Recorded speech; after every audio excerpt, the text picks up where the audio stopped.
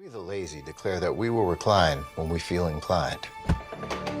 And yes, we feel inclined. We answered our kids' questions all day. It's our time to prioritize, no priorities. Why?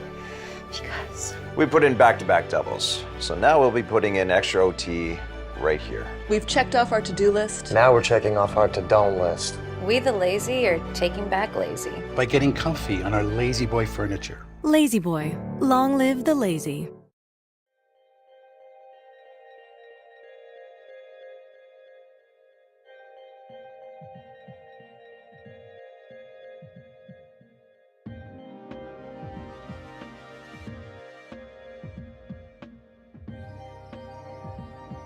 Time, weather, and How you doing, everybody? I'm Chief Meteorologist Denis Phillips. Heat, still the hot topic of weather conversation, right? Just smashed the previous record for rainfall in Tampa. It's still a very nice day. We've got some clouds out there, even a couple of sprinkles as another front rolls through the area. Most of us wake up to sunshine and then very warm temperatures in the afternoon. Our temperatures, they're going up and they're staying up. Really nice forecast, especially if you're planning on going to the beach or the pool. Rain chances very slim. Another beautiful day in store. It's going to bring us a very high chance of storms. Some isolated showers across the area. Mother Nature likes to remind us that it isn't set by a calendar. We're always on it for you just in case things begin to pop.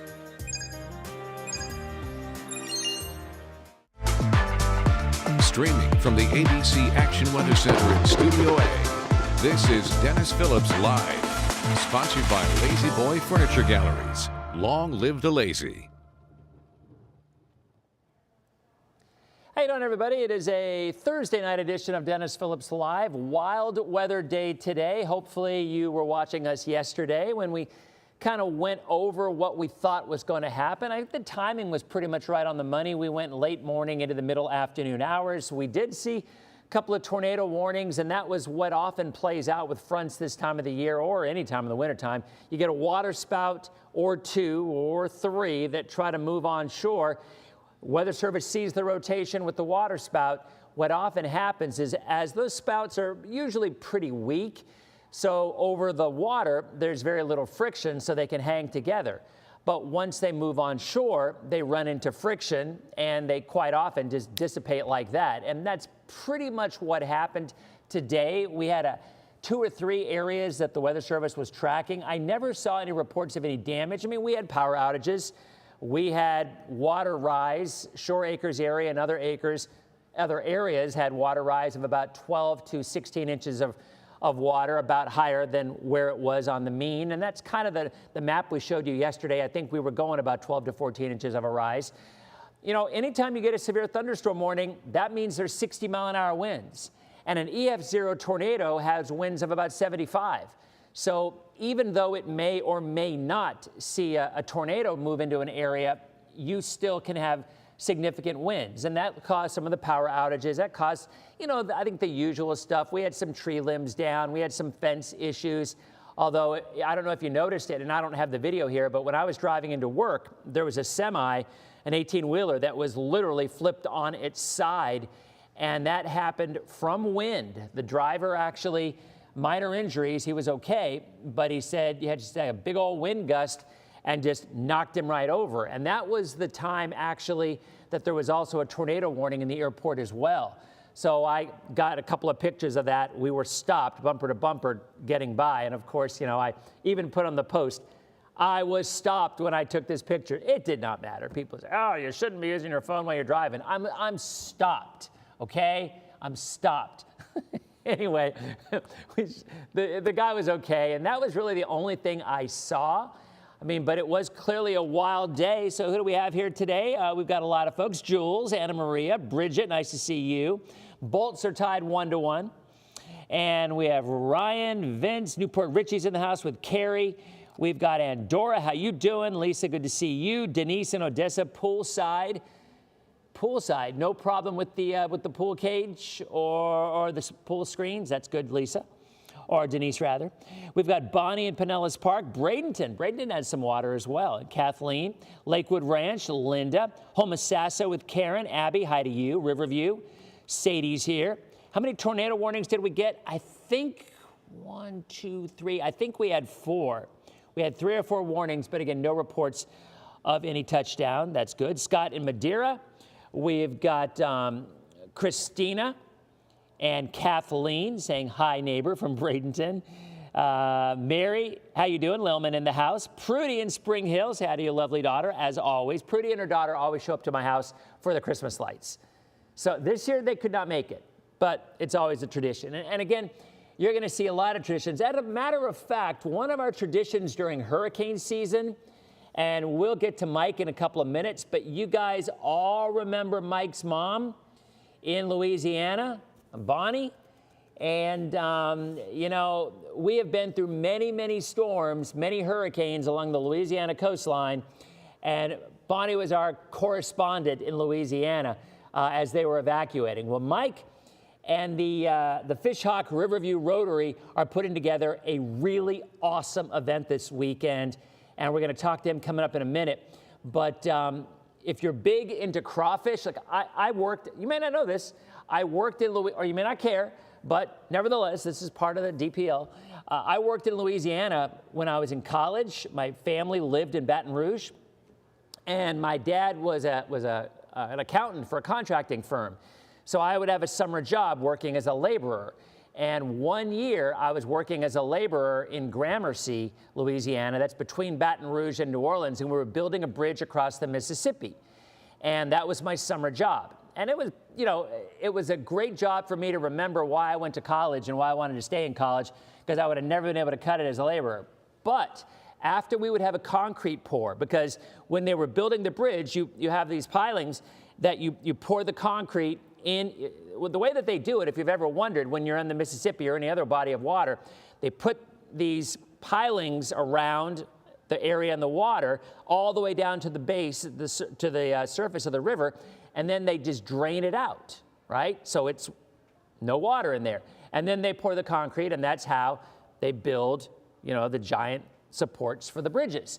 Well, after each one of those pours, concrete pours, we would have a giant crawfish boil, where Smokey, who was our foreman, and I'm not kidding, Smokey fought a gator and won in a pond one time. I saw the whole thing with my own eyes. So he was a true Cajun. Anyway, we would have these crawfish boils, and after the hard work, we would have, you know, have a beer and have crawfish, and it was amazing. So speaking of crawfish and crawfish etouffee, which is my favorite, we're going to talk to Mike in a little bit, because we're having a fundraiser this weekend in the Fishhawk area for the Rotary, and you will have the ability to sample some amazing crawfish, because I have been a couple of years ago, and it is just a blast. So we'll get to that coming up in just a minute. I do want to give an overview about what happened today and what we have to look forward to. A little cooler air coming in. You know, we kind of thought the last front would be the last of the cool air, but oh no, we got a bonus one, and it's coming in later tomorrow and into early on Saturday. So Kathleen, how you doing? Again, we've got, bolts are now up 2-1. Jules, thanks for the update. We've got Dave, how you doing, Dave? Anna Maria, as always. So we've got lots of folks here, Palm Harbor, Jacqueline, and let's go ahead and give you guys an overview, a follow-up about what we had today, because we had a wild day. I mean, but here's the good news. As we start here, check it out. There is a look at the current drought monitor. Now, remember, over the last, 6-7 months, we were in a drought. And then about 6 weeks ago, we were no longer in a drought, but we still had that yellow area of abnormally dry weather from Pinellas, western Manatee, southwestern Hillsborough, and Sarasota County. Well, that is now over. We no longer have any kind of a water deficit in the area. So that is some amazing news there. The rain certainly of El Nino helped. Let's hope that this summer we can get back to normal and actually get the kind of weather that brings us more of our typical late day, early evening storms, as opposed to the westerly flow like we had all last year. And that gave inland areas lots of rain, and the East Coast lots of rain, but we got nothing anywhere west of I-75. So there goes the front, right? We had obviously tornado warnings, we had severe thunderstorm warnings, we had coastal flood warnings, we had wind advisory. It was a very, very busy day. But Here's some of the good news. Look at the rainfall totals in the last 24 hours. We talked about this yesterday. If you live north of I-4, you were going to get more rain than south, because what happens as those fronts push from north to south later in the spring, they get weaker, more to the south. So you're obviously going to have more strength up north, and you're going to have heavier rain up north. By the way, if you're watching on Instagram, my daughter reminded me this yesterday, and it's worth mentioning. And I think this is kind of fascinating, and I didn't really think about this until you guys were telling me, hey, we can't see. Instagram live video is designed to shoot vertically. So when Instagram set up their video live sourcing, it's designed to set up this way. Wirecast and Facebook is 16:9. It's the other way. So if you're watching on Instagram, you're getting some of it cut off because it's designed to be this way.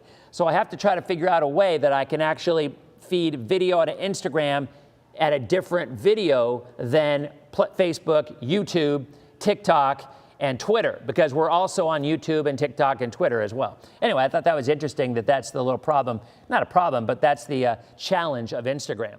So anyway, there's a look at that rain across those northern counties, Pinellas, Hillsborough, Polk. Look at that. That's beautiful. That is a solid area of 1 to 2 inches of rain, pretty much covering all of Pinellas, Hillsborough, and Polk County. But as you go more to the south, the rain totals start to dwindle. Still some solid totals in a few spots, but other areas, nothing, especially around Highlands County. So there it is. Good news with the rainfall. Right now, temperatures across the area in the mid-70s. We've been having winds gusting. It was windy even before the rains arrived, right? I mean, we had strong winds all morning long, still with winds last report gusting between 25 and 40 miles an hour in some spots. And it's going to continue to be windy overnight and into tomorrow morning. Outside right now, Tampa, still mostly sunny at 7:41. It's just about sunset, though. Winds gusting out of the west at 25 miles an hour. There's the satellite, everything moving out, and this is going to be a really simple forecast because we have Anna Maria just posted Instagram, portrait, Facebook landscape. So there you go. That's the techie way to look at it. I just know up and down and sideways. All right, so there you go. Futurecast, just beautiful. We are in for an amazing Friday, an amazing Saturday, and as much as I would like to go and have crawfish with Michael and his family, because he has a great family and they're always helping out, but I will be at a softball tournament in Ocala with my daughter because it is travel ball. It is the life of a travel ball family. Oy. That's just a oy. Anyway, I'm missing out on crawfish for this. All right, tomorrow morning, we wake up in the 50s. Beautiful start. Still kind of breezy, kind of refreshing. Your temperatures, upper 50s to lower 60s. In the afternoon, upper 70s to low 80s. So still pleasant, lower humidity, still breezy, nice weather. Saturday morning, we're going to start upper 40s to low 50s. It's going to be a cool start to your weekend. Along the coast, it'll be low to mid 60s. And then afternoon highs on Saturday, still upper 70s to around 80 degrees. Some beautiful, beautiful weather. Masters looks great too, Daniel, by the way. They did have rain and wind. They still got wind going on at the Masters, but the weather will be beautiful. No rain expected whatsoever. 55th wedding anniversary for Kathy tomorrow. Congratulations, Kathy. That is awesome. And Joe is going to have to don the long sleeves for his running tomorrow. I don't know, it's not going to be that chilly, Joe, but 50s for Floridians, I guess, right? And even on Sunday morning, we start upper 40s to lower 50s, although along the coast around 60 degrees. All right? There's a look at your forecast. Then the other shoe falls, or as it drops. What's the expression? Anna Maria will tell me because I'm drawing a blank right now. Yeah, they did have a tornado in St. Johns County near St. Augustine, Catherine. You're right, but not in our area. So up near 90 degrees next week as the humidity returns, but no rain. And that's why it's so great we got this rain today and we're not looking at a deficit, because typically April and May are extremely dry months. And now that El Nino is beginning to fade, I would expect that we're going to see significantly less rain through the end of May. So we've had a nice shoe drops. Yeah, Denise said that. So yeah, we're looking at, it's going to be a dry stretch of weather, but we still should be okay as long as the rain kicks in like it's supposed to, unlike last year, in early to mid-June. Northwest winds for the boaters. Of course, hurricane season comes in, and then you're looking at the possibility of tropical systems and whatnot. We'll talk about that later, right? Northwest winds tomorrow, a little gusty, 15 to 20 knots, seas 5 to 8 feet, moderate chop in the bay, water temperature 76 degrees. Now, the tide, we did have coastal flooding. We had about 16 to 18 inches of water in the Shore Acres area. That was at high tide. The tide is now dropping. So I would expect most areas have now seen the flooding come and go, which is a good thing. Next high tide is actually tomorrow night at 11:46. So there's your forecast through today, partly cloudy. Tonight, clear. Tomorrow morning, clear. Kind of cool. The beach, now that is a great beach forecast. Highs in the low 70s, sunny skies, water temperature in the middle 70s. I don't look at any blobs, Perry, from Antarctica. I will not look at it. All right. And there you see it. Florida's most accurate 7 days. 77 on Friday, 80 on Saturday, 83 on Sunday. I do think we're going to be up to nearly 90 degrees by the time we roll into the middle and latter half of next week. So there you have it. We have got ourselves a beautiful stretch of weather, a lot of sunshine, and since the weekend is right around the corner, if you do have any questions or comments or whatever, feel free.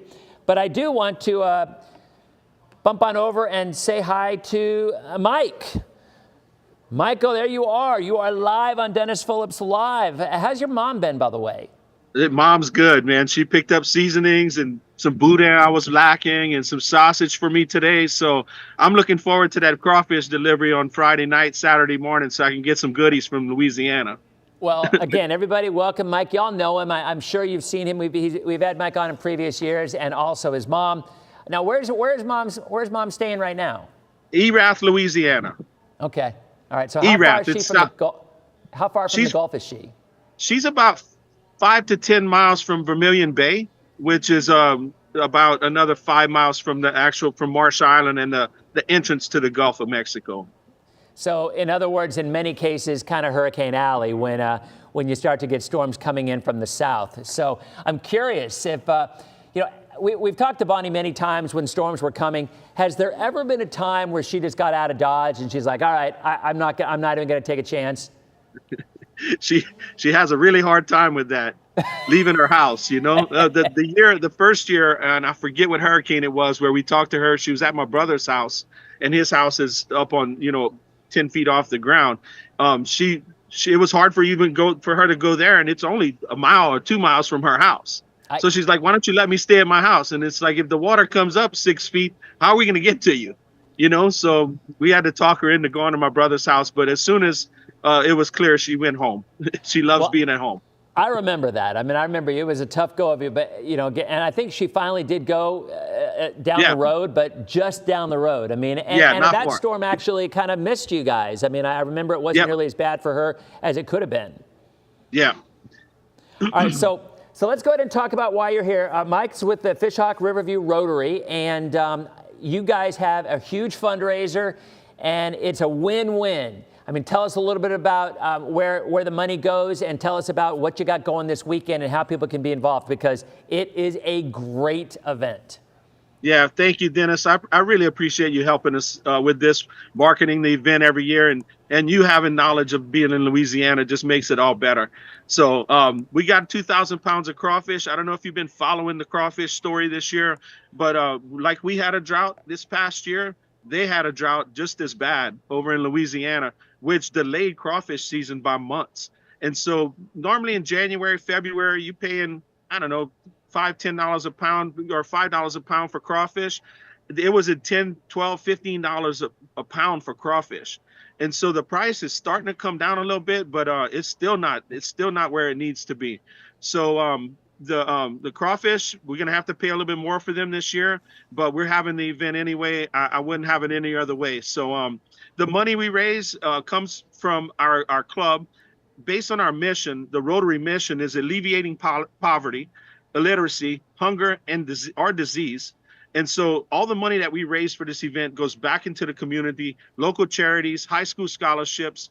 We're working to stamp out polio across the world. Like everywhere in the world, there's only a couple of countries left that still have polio. And so we're working to alleviate polio worldwide, which is pretty much non-existent these days, but trying to get rid of diseases. But we give to ECHO, YMCA locally, a lot of local Faces of Courage, Amazing Love Ministries. So our members bring us nonprofits that they want to support, and so we go through and validate all the nonprofits, make sure they're good and in good standing, and we give money to those nonprofits. So, like I said, everything we raise goes back into the community, and Rotary International is one of the best ways to give and give back, like in the ways that we give back. So, this is our 14th annual. I'm bringing in 2,000 pounds. I make so much crawfish etouffee every year, and I sell out every year. And so this year I'm making twice as much. I'm making 2 pots because I'm not running out. And hopefully when you get back from your soccer game, we can go. I think I'm going to deliver a bag of crawfish to you at the studio one day next week. Oh, man. Yeah. Now I got a question for you. I mean, and I won't get into the logistics of it, but I mean, a true Cajun sucks the eyeballs out of the crawfish. Is that not true? Absolutely. And so you do that? That's absolutely correct. Yes. All the flavor is in the head of the crawfish. That's where all the fat is. And so once it soaks in those juices, you just squeeze the head and suck it. And that's the best part of the crawfish, in my opinion. I mean, I'll eat the tails and whatnot, but sucking the head is the way to go, man, with crawfish to get all the flavor.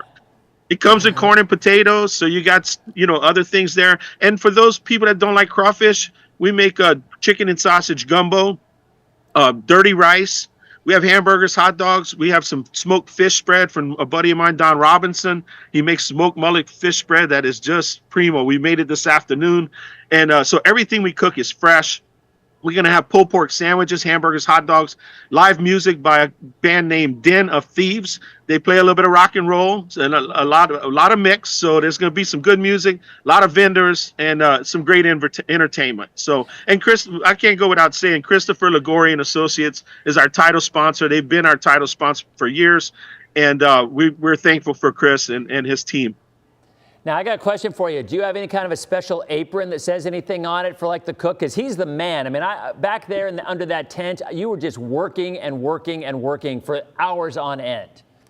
We made aprons. I think it was like year 2 or 3. We made aprons with some crawfish on them, and we break those out every year. So it's a tradition to bring out the aprons, and most of the time the apron comes off, and I get beer and crawfish all over my shirt. So it is what it is. So tell everybody where this is, the hours, and how they can show up and all that kind of good stuff.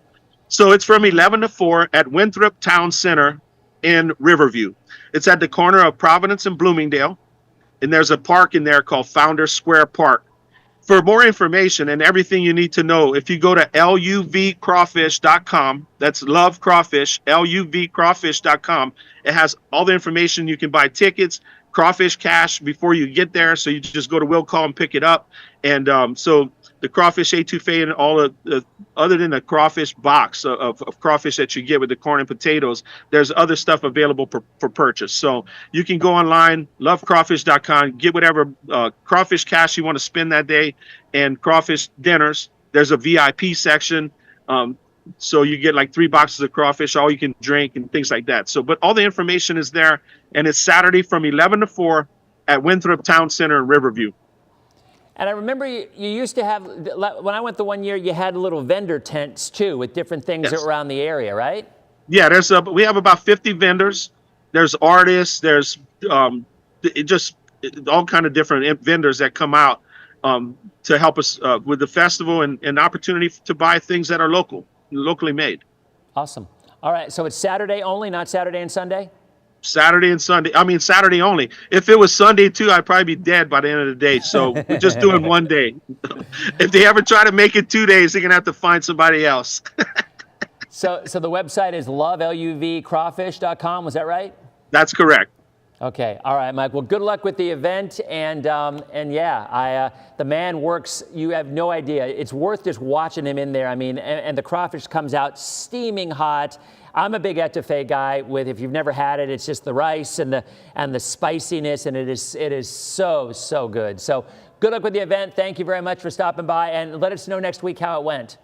Thank you so much, Dennis. I'll be back on next week to update you. Sounds good. Thanks again, Mike. All right.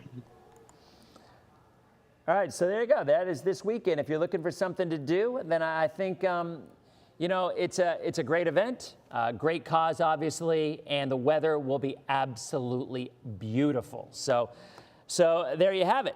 So does anybody have any questions or any comments about, I'm curious, did anybody hear about any kind of damage around the area? A lot of power outages. There were a lot of power outages even before the rains arrived and well after the rains arrived. I haven't had any numbers. I'm sure things are probably back to normal now.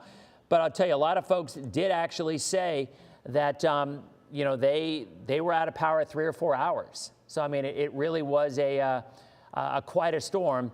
But again, if you're looking again at that 7-day, I mean, I just think we're looking absolutely beautiful. Tomorrow morning, we start the mid-50s. We warm up into the upper 70s, low humidity. It's going to be stellar. And then on Saturday morning, we start even cooler. I mean, I think we start around 50 degrees in many spots. But otherwise, it's just going to be a really, really nice weekend. So let me go back and give you one more time. We'll give you one more update on, let me see, I wanted to go through the, as we looked at the satellite, I actually did want to show you this on the radar. We can show you where the tornado warnings were. All right, so if we look at this, you go back about 12 hours. So I'm going to go ahead and zoom in for you too, because hopefully you had a chance to download our Storm Shield app like we were talking about. So look, your first warning was, we had 2 right there, both of which were waterspouts. This one here off of Pasco County, the other one off of Pinellas. And when they were offshore, you could really see the rotation. See if it does it go back that far? It might, our memory might not go back. Yeah, actually it does. It does. So watch this. No, actually, I don't think it does. It's going to say, yeah, it doesn't. I don't have it set for that. I've never gone back that far in advance to look at it.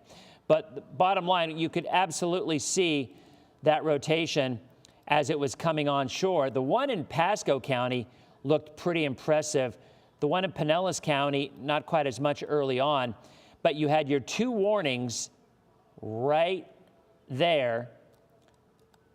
There was your first waterspout north of Newport Richey, south of Bayonet Point, and the other one right there around Bel Air Shores. And then the warning expanded east, northeast, and this is the one where that tractor trailer went over. Even if it wasn't a tornado, there was easily winds of 60 to 70 miles an hour. And then it moved off to the east. And I believe that was the last tornado warning that we had. Yeah, I don't see anything. We had widespread severe thunderstorm warnings. I mean, that's pretty crazy. Look at what they did. They literally issued a severe thunderstorm warning for almost a half of our area. And if you go back in time, usually it's county by county, but because there was such wind associated with this squall line out ahead of it, the bowing of, and you can see how that anywhere from Manatee all the way up to Citrus and Sumter County had that warning, but the individual tornado warnings that were in that area. But then as it went east, it started to weaken, and then we were good to go. Again, rainfall totals were amazing. There they are for the entire area. And now we are in for a stretch of sunny and dry weather. And by the way, some people were asking how come I wasn't streaming when we were on during the coverage. See, the problem is we use these cameras to be on TV. I think so many folks are just used to us streaming at all times.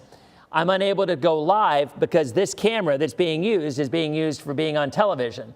And so I think our goal is maybe down the road is I can start using my phone a little bit more for live streams while we're on TV, because Greg and Shay and myself, you know, it was pretty much all just widespread wall-to-wall coverage, if you will, while the squall line was coming through. And of course, you get 1 or 2 people, oh, you've said this enough, you just want to hear yourselves talk, put on General Hospital again. And I'm telling you, I do my best not to interrupt General Hospital because those viewers are loyal and they're vicious. And I'm telling you, if you mess up their story, and by the way, my grandmother was the same way. Don't mess up my story, Dennis. Man, we try not to. So anyway, you're looking great tomorrow in Lakeland, Amanda. Sunny skies. You're looking great all weekend long. We start out on the cool side. We end up around 80 degrees. So if you're watching on our streaming app, thanks so much for watching. Have a great weekend, and we'll see you on Tuesday's edition of DPL.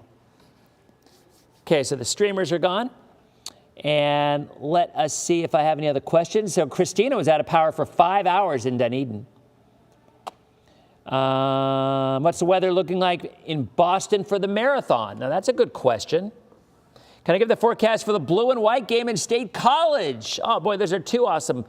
Let's go ahead and look. Let's go ahead and call up the GFS, and we will see how the weather is shaping up for Boston and for State College for this upcoming weekend. Let's see. Our internet has been acting so funky lately on that computer over there, like really, really bad. Okay, the blue and white, oh man, I didn't know the blue and white game was on Saturday. I've never been up there. I mean, I was there when I was a kid, when I was in school, obviously. I mean, they're getting severe weather too. They have a tornado watch in State College. Saturday looks great, sunny and breezy. Looks like, no, wait a minute, that's the wrong, no, that's wrong. I was going to say that can't be right, although it should be sunny and breezy. Let's see. Saturday, some showers early and then sunny. It will be breezy. Looks like a high around 50. High around 50 and turning colder because it's the same system moving through that's going to give them much colder air as we get some cooler air as well. So if State College is going to be cold, you know Boston's going to be chilly. So Boston on Monday looks like it will be sunny, actually beautiful. Sunny and 67 on Monday for Patriots Day for the marathon.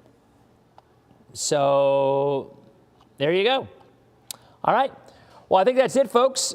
Thanks again. Hopefully you guys made it through the storm okay. And I was pretty happy with the forecast and the coverage. I think things went as planned. Hopefully no surprises for you. And we will see you on our next edition of Denis Phillips Live. You guys have a great weekend. We'll see you on Tuesday. We the lazy declare that we will recline when we feel inclined. And yes, we feel inclined. We answered our kids' questions all day. It's our time to prioritize, no priorities. Why? Because We put in back-to-back doubles. So now we'll be putting in extra OT right here. We've checked off our to-do list. Now we're checking off our to-don't list. We the lazy are taking back lazy. By getting comfy on our lazy boy furniture. Lazy Boy. Long live the lazy.